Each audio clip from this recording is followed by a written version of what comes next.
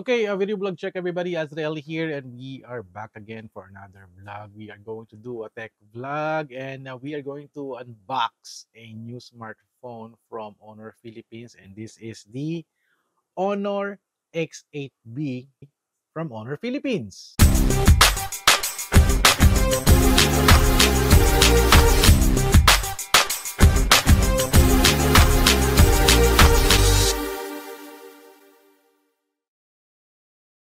Okay, may bago na naman tayong smartphone na i-unbox. This is the Honor X8B.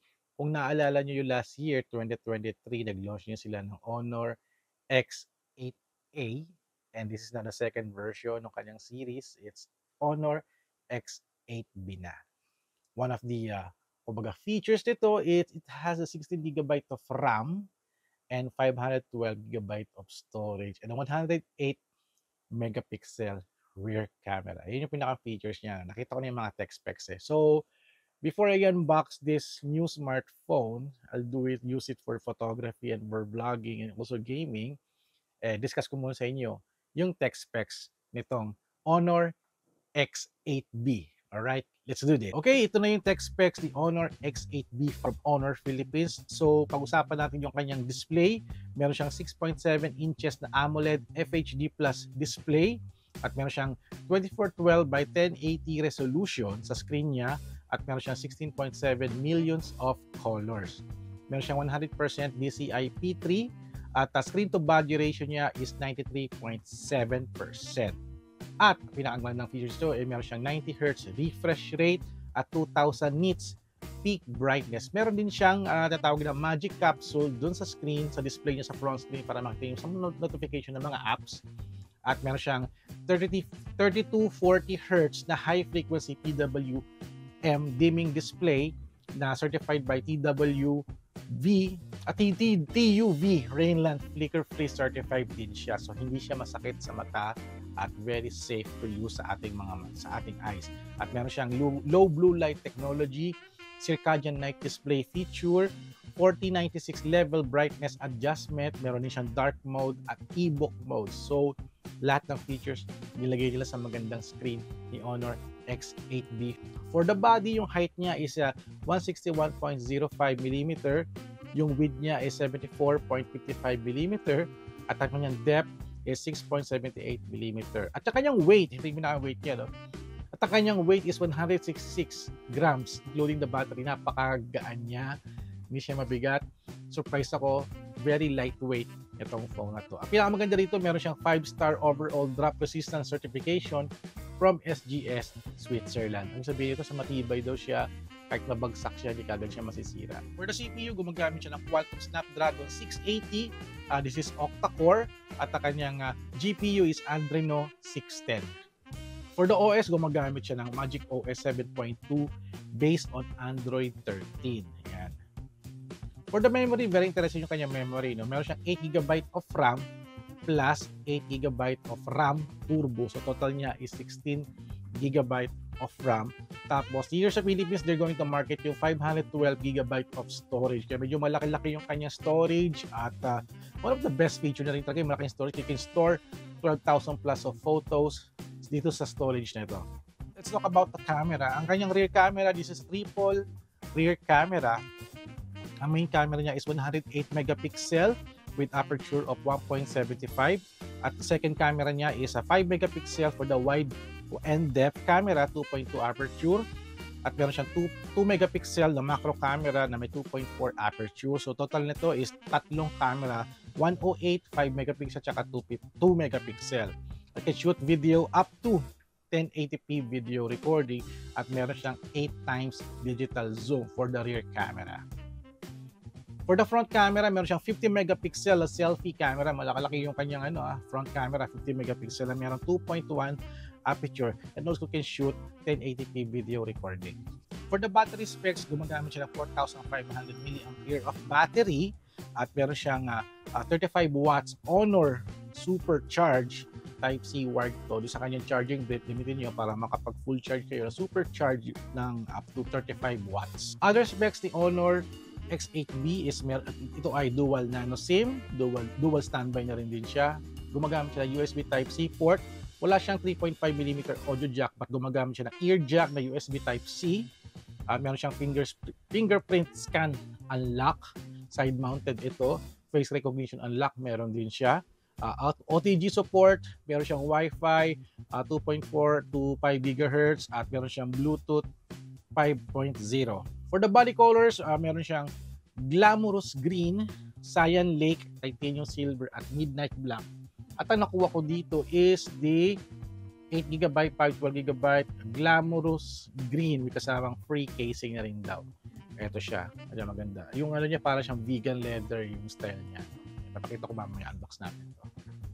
At ang kanyang SRP, wala pa tayong SRP on hand, but pag nag-launch ito sa February 21, marireveal na yung SRP. I will update the SRP dito sa title screen ng video na ito para at least ma-inform kayo kung magkano bang SRP nitong ni Honor X8B. Ayan, X8B. Kasi last time kasi X9 eh. X9B. Kasi naman X8B naman siya. Paatras siya ngayon. Alright, so ito na. Na-discuss na natin, no? So let's unbox it now. At open na natin tong Honor X8B from Honor Philippines. Okay, let's do this. Alright, here it is, the Honor X8B from Honor Philippines. Unbox na natin to. Ito yung box niya. I got the 8GB of RAM, 512GB of storage, at Glamorous Green. Ayan. Ito na. Actually, nabuksan ko na to kasi we did it some photography, but let's do re-unbox it ulit. And heto na yun.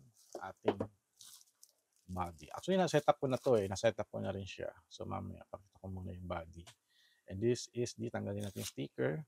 And this is the body, no? Para siyang let's say leather, parang vegan leather type. Napakaganda. I've seen the other X8B. Medyo, siya, parang plain, no? If you're going to buy this, target this Glamorous Green. Napakaganda niya, oh. It's para siyang, parang Louis Vuitton na, na cover, eh, oh. Very luxurious yung design niya. Diba? Ganda, oh.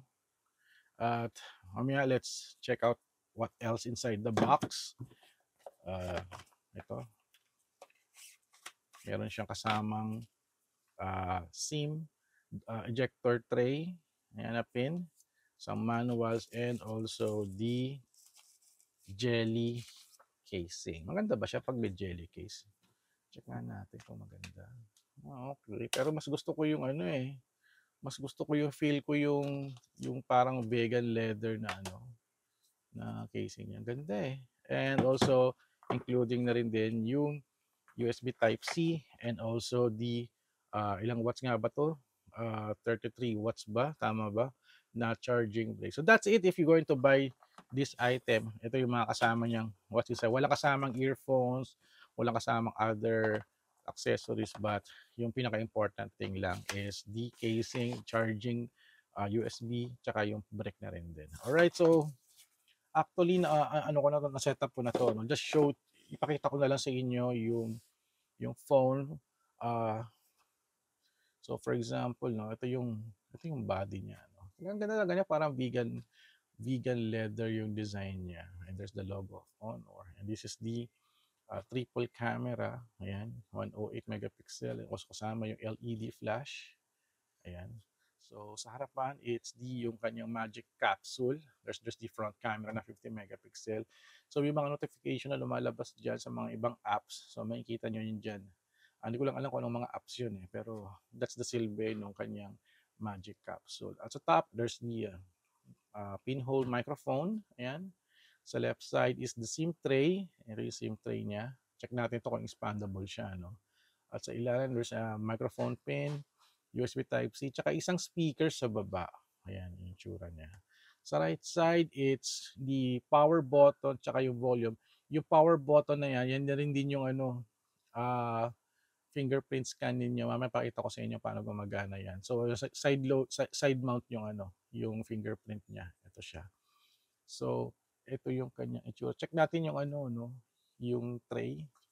Tanggalin natin to para mapakita na natin sa inyo yung ganda nitong phone na to. Ayan, tanggalin natin to. Ayan, para mapakita natin. Boom, ayan. I-check na natin. And Boom! Okay. Gano'n na talaga yung style niya. Ito yung style niya, ayun, oh.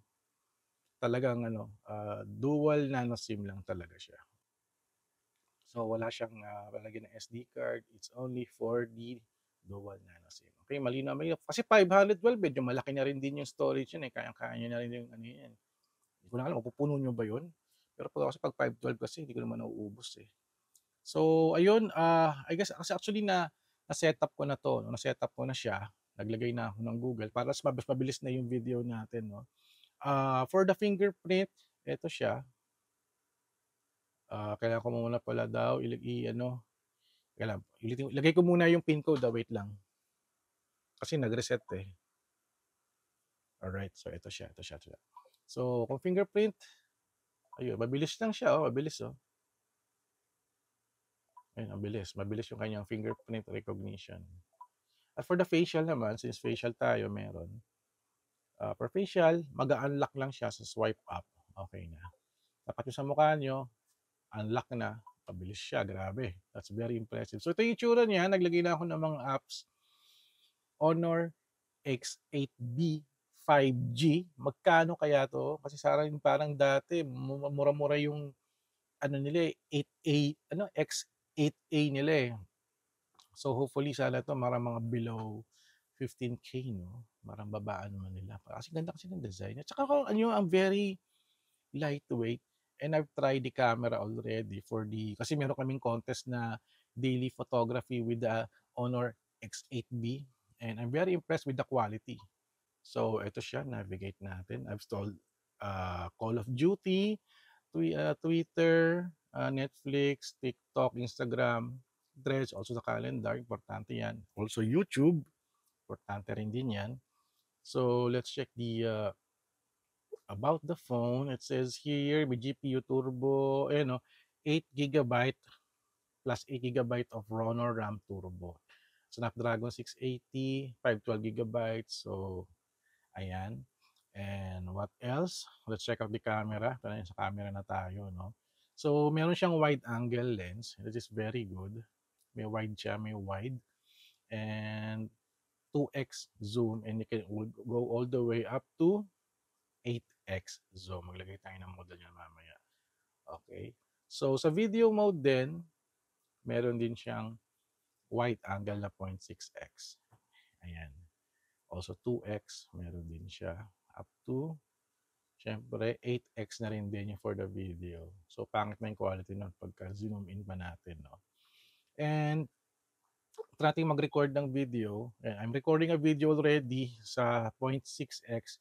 Walang other way to change the lens, no? Kung 0.6 ka, 0.6 ka lang, at there's no other way to shift to the front camera. So you need to press stop to change the lens. So let's switch to 1x. Click natin. So pag naka 1x ka, pwede kang mag 2x. Yun yung pwede niyang gawin habang nagre-record ka. Pero there's no other way to move the 0.6x. So take picture pwede at wala kang way to go to the front camera. But kung gusto mo mag-front camera, which ka doon sa front camera, ito ako, hello, can record sa meron siyang 0.8x sa front camera.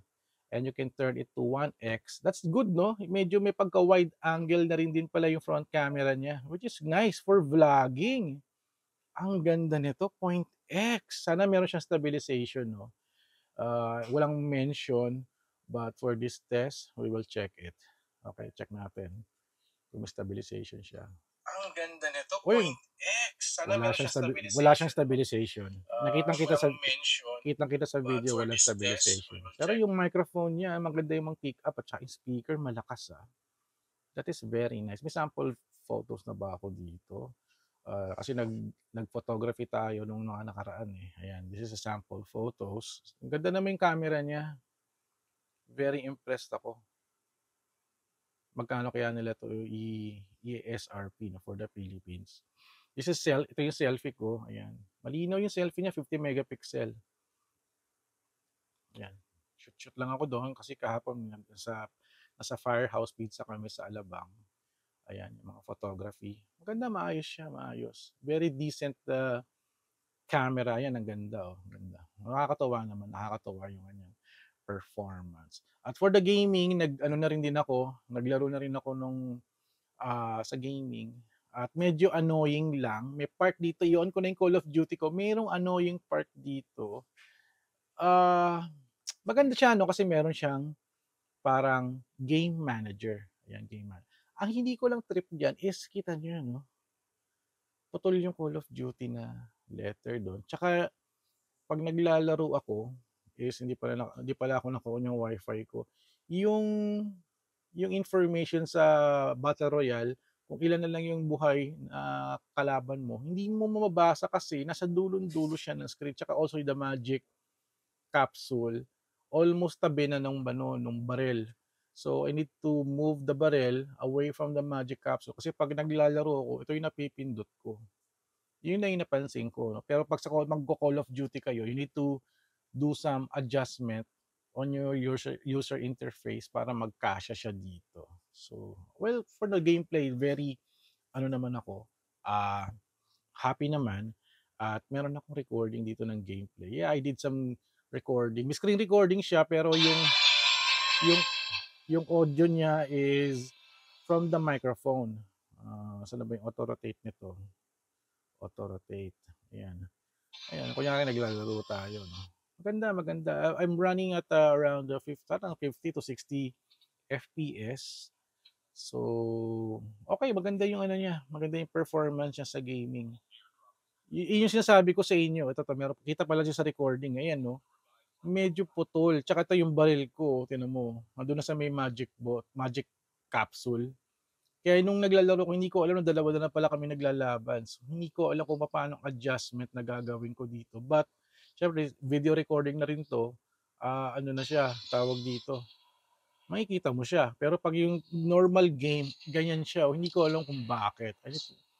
Parang kailangan mo i-adjust pa siya ng konti. Masyadong malaki yung screen ng game dun sa phone. Hindi ko alam kung bakit. Pero the screen recording is nice. Habang naka-screen record ka, naglalaro ka, mabilis pa rin yung performance ng game. So, ayan, that's it guys for our unboxing at quick first impression with the Honor X8B 5G from Honor Philippines. Napakaganda ng phone na to, bagong-bago na naman. Grabe, ang ganda ng body niya, oh, very luxurious. So, kala mo talaga, premium na premium yung phone mo, no? Meron mid-range lang to, parang nakaano ka na, flagship style na. Dahil sa ganda ng kanyang body. Also the camera and also the performance are starting very interesting na rin din. No? So ayun, thank you guys for watching at sana nagustuhan niyo yung ating unboxing ngayong araw na to. Honor X8B from Honor Philippines. So I'll do more tests na rin din, photo, video, and also gaming. Abangan niyo sa aking YouTube channel. Oh. Okay, so thank you guys for watching. So don't forget to subscribe, like, and comment. And I'll see you guys at the next video, vlog, adventure. Alright, thank you so much. Honor Philippines, kita-kits tayo sa inyong grand launching on February 21, launching ng Magic V2 and also the Honor X8B. Alright, kita-kits and I'll see you.